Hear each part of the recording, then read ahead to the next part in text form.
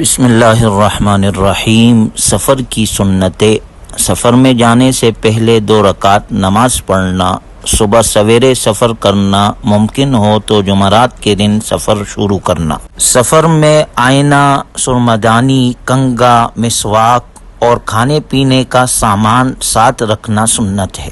سفر میں اپنے ساتھیوں کی حتی الامکان خدمت کرنا، جہاں تک ہو سکے سفر میں کم از کم 2 آدمی جائے، تنہا آدمی سفر نہ کرے۔ مسافر کو رخصت کرتے وقت یہ دعا پڑھنا: استودع اللہ دینک و امانتک و خواتیم عملک۔ دوران سفر ٹھہرنے کی ضرورت پیش آئے تو سنت یہ ہے کہ راستے سے ہٹ کر قیام کریں۔ سفر سے واپسی میں اہل خانہ کے لیے کچھ تحفہ لانا سنت ہے، اور جب سفر سے واپس آئے تو یہ دعا پڑھے: آئبون تائبون عابدون لربنا حامدون۔ اللہ عمل کی توفیق عطا فرمائے۔